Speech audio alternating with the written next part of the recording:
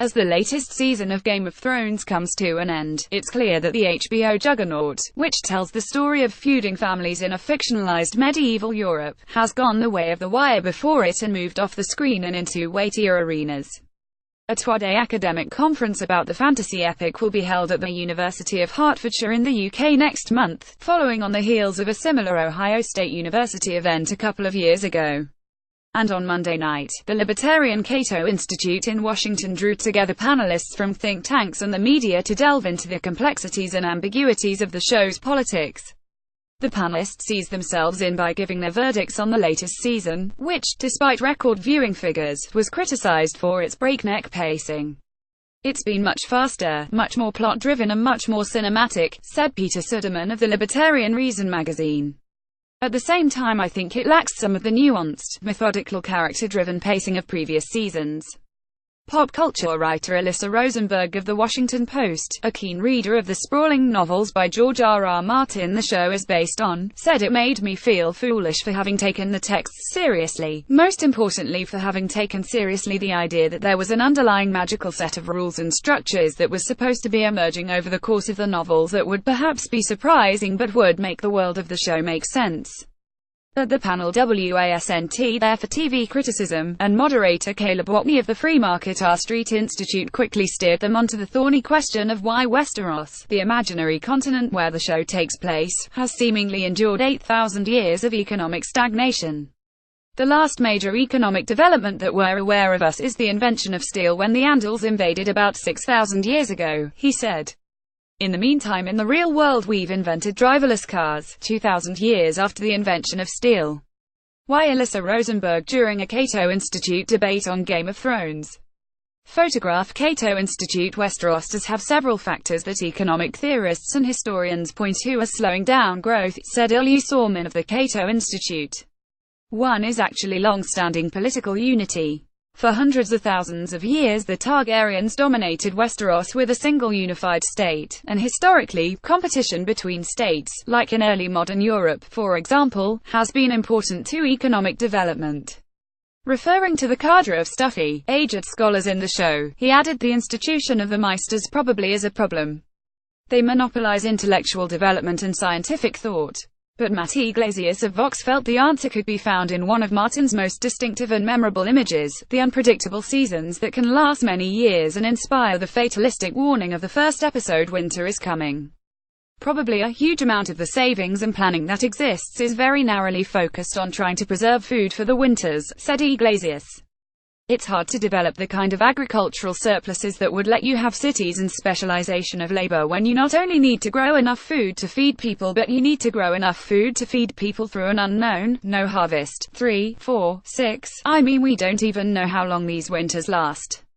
You can imagine that would be really devastating to urban life. Sorman did point out that not every aspect of Westerosi life had stagnated. Recounting some of the most mocked plot points in the recent episodes, he said there had been an unanticipated burst of technological development, such as ravens that fly at the speed of light, or Euron mass-producing 1,000 ships within a few months, or armies moving at the speed of World War II panzer divisions.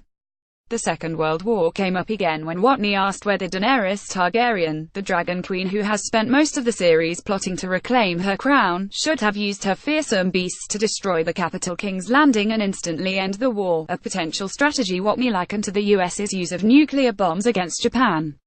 Suderman said he was leaning towards no. So much of the show is not just concerned with the taking of power but with establishing that it is legitimate, he said. Part of the reason why she hesitates, a big part, is because she wants to establish herself as a legitimate ruler who is accepted by the people of this world, and if you go and use dragonfire to destroy even a small part of King's Landing, that's something that people are going to remember and it's going to make it much harder to rule in the aftermath. Sorman disagreed, noting that the dragons gave Daenerys an enormous advantage over her enemies and could in fact be used with some precision.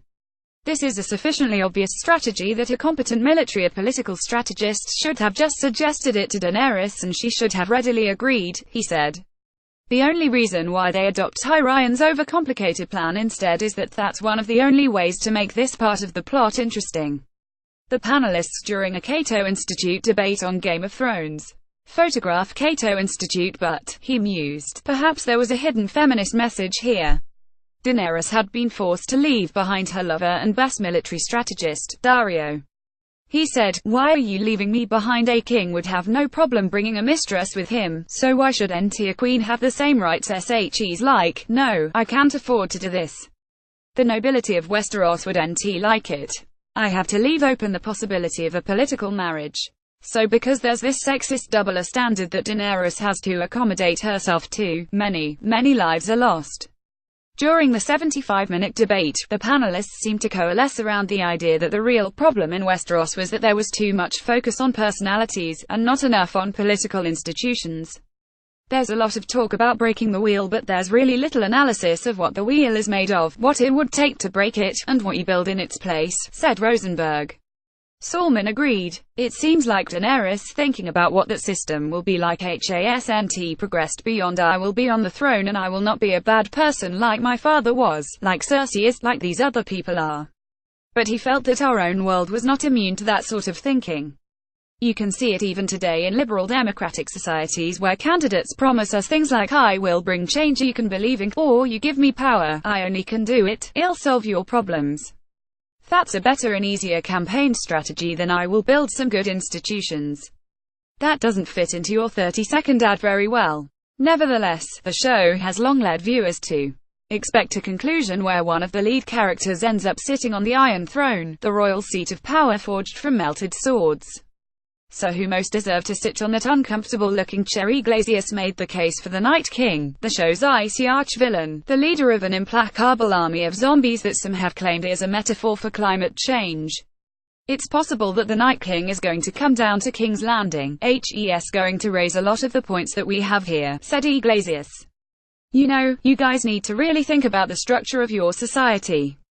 He seems to have things pretty well together, as far as we can tell, up north.